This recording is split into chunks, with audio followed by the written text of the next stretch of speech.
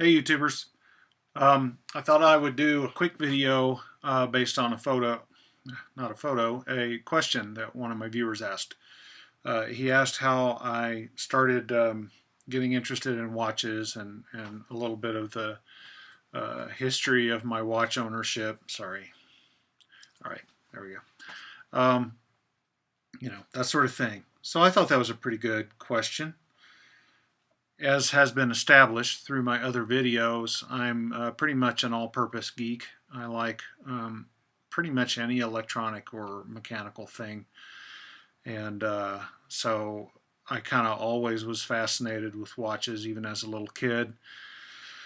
And I had this, I'm old enough that I had a string of mechanical Timex watches. Those are the kind of watches that were very inexpensive, generally had a stretchy band, that sort of thing.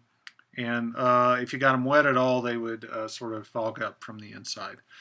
So that was your typical, probably your $2 to $5 watch back in those days. But I always was curious about how they worked and that sort of thing, and was kind of fascinated by watching the minute hand, etc. Move on into high school, and I grew up not in the country, but in a small town, and a lot of the jobs you could get were working on farms. So one year I worked in tobacco. I'm from Kentucky, and so that was a big activity there. And I made a decent little chunk of change, and I think I was a freshman in high school. So I went out to the local, this is my cheesy little small town that I grew up in. I went to the local department store thinking I might want to get a watch. I don't even know if I was shopping for a watch, but somehow I ended up at the watch display. Lo and behold, these guys had a Swiss chronograph.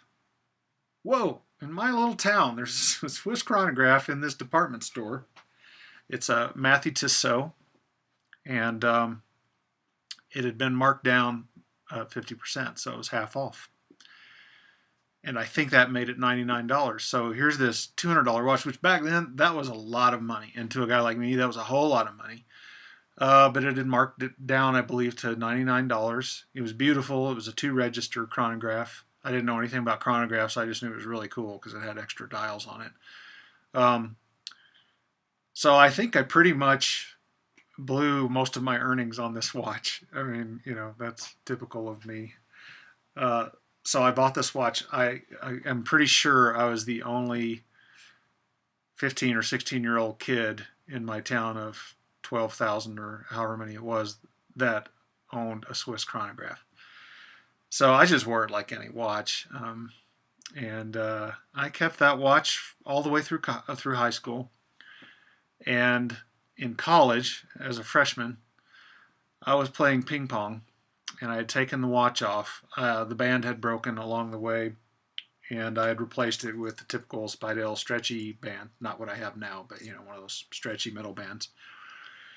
And I had learned that I really should take my watch off if I'm going to play ping pong. I'm left-handed, and I wear my watch on my left hand, and I think I flung my watch up onto my ping pong paddle once. It got saved by the ping pong paddle, so I learned, all right, just take it off. Anyway, I took it off, forgot that I had taken it off, left the rec room in the dorm, took off to my room, and I think a couple of hours later realized that I had left my watch in the rec room. So probably don't need to finish this story. Watch was gone, and the front desk didn't have it, and I never saw it again. I put up some lost and founds and so forth, but the kind of person that picks something up like that and keeps it, they're not going to respond to a lost and found. Anyway, I think after that I bought it wasn't inexpensive. I think it was a Casio. Digital watches were coming into vogue then, and I bought an LCD digital watch that had the basic functions, alarm, stopwatch, etc. on it. And I think I wore that for a long time after that. And I think I actually just stopped wearing watches. I, for a period in college, worked at a record store. I'll talk about that a little more sometime too. It was an independent record store. I was the only employee, and I worked for the 2 owners. During that time, my boss, who I really had a great relationship with, he said all kinds of he had all kinds of interesting things to say. We were talking about watches once, and he said, I don't wear a watch. And I said, why not? And he goes, that if you don't wear a watch, you have all the time in the world.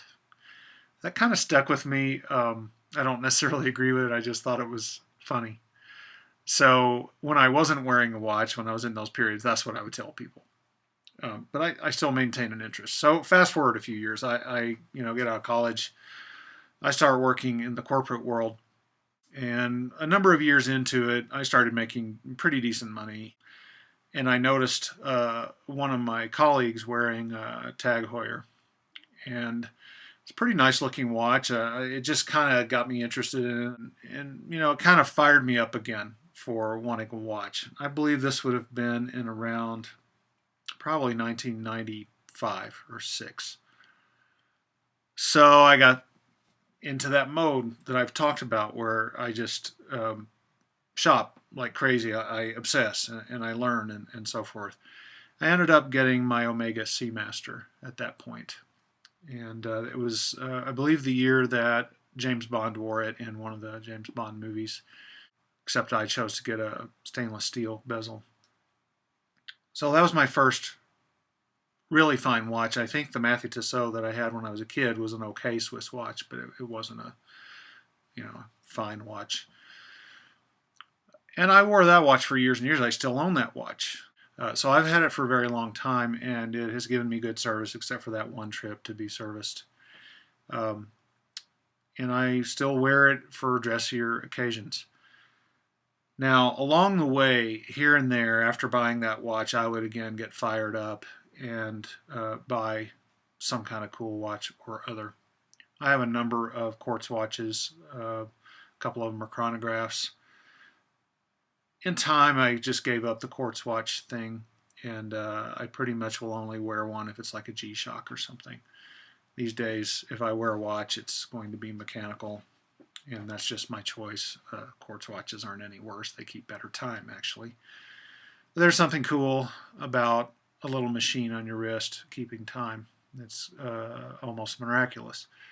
So anyway, I'm trying to get back to this. Along the way, I bought a Oris regulator diver's watch.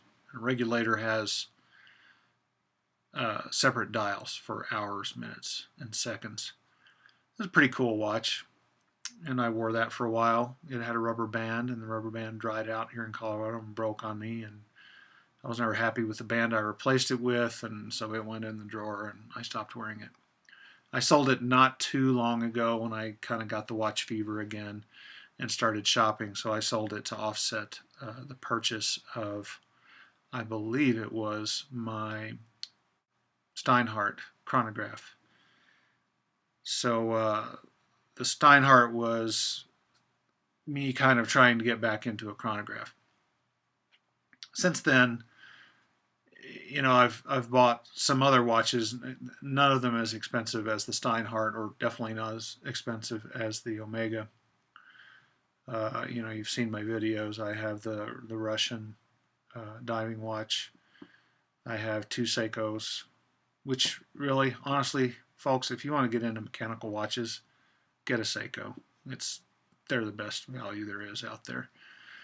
Occasionally, I consider getting a Speedmaster. I've wanted one of those for a really long time. Perhaps at some point I'll treat myself and get one. The problem is they just keep getting more and more expensive, so it's hard for me to justify it. So we'll see. Maybe someday if I fall into some money, which is doubtful, maybe I'll get a Speedmaster, a classic one, not a new one.